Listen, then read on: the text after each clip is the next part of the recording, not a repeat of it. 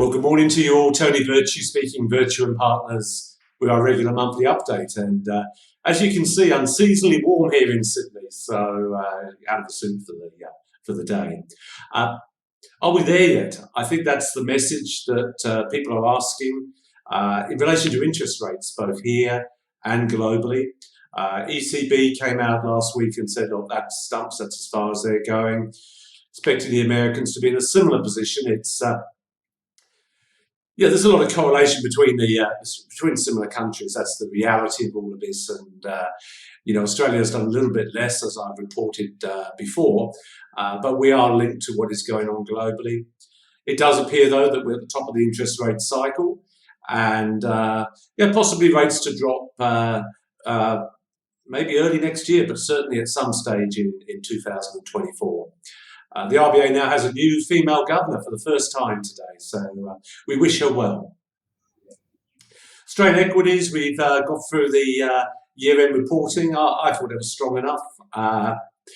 The key to look at this is if the income streams and dividends are strong, then that feeds through the economy. And you saw the major banks all increasing their dividends. You can have mixed views to that. But the truth of the matter is that underpins about half of the dividends paid in Australia. I've also gone on to speak a little bit about China. They're looking to stimulate their economy pretty quickly now, which would be good for our resources sector. They were, as we're only too aware, first into COVID and last out. And a very, very heavily leveraged property sector that they're going to need to unwind. Well, the easiest way to do that is to drop interest rates. As a central economy, there are a lot of sort of levers they can push there. But again, that should be good for Australia longer term for our resources. Internationally, still dominated by these magnificent seven, as they call them, of which NVIDIA, the artificial intelligence company, seems to be the standout at the moment. Just goes to show if you can get market dominance with a fixed cost base and then duplicate that around the world, just how dominant you can be. I think the other thing to look at is how efficiently that can make businesses. I've just come back from Switzerland. I was just there for a week, and just phenomenal how quickly and how improved getting from A to B can be now, and how efficient companies can be now. So all of that should be deflationary. The cost of capital should go down. Bearing in mind that globally, in Australia owes nearly $1 trillion, the US 31 trillion. It does not suit governments to have high interest rates as borrowers themselves. So look for that to come off. The other thing to be very aware of now is net migration is growing rapidly. Australia hit a record of just over 500,000 for this year. Yes, there are infrastructure issues about where do people live, but this increases the workforce by 2% a year. Extrapolate that over 10 years, and that's another 20% labour force, which is a net positive.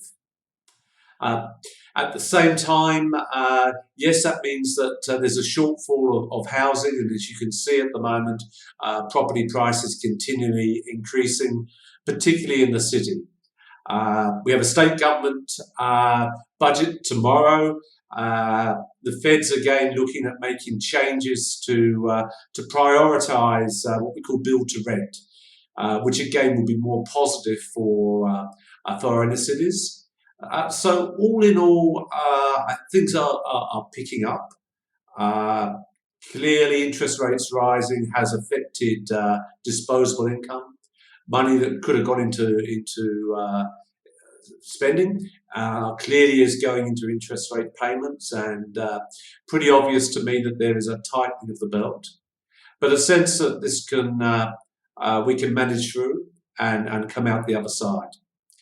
We are seeing in the property sector, commercial property, a number of transactions where large companies are selling down assets, and opportunity for the next generation to pick them up a bit cheaper. And certainly we are recommending those to clients where it suits. Finally, we've seen a growth in private equity now and being more democratized, if I can say that, easier for smaller investors to get in with lower balances and with some liquidity. So again, we'll increase that back into our growth and high growth type investors. Finally, we thank you for the referrals. They're coming in thick and fast at the moment. So we have increased our staffing, our team members, to accommodate that.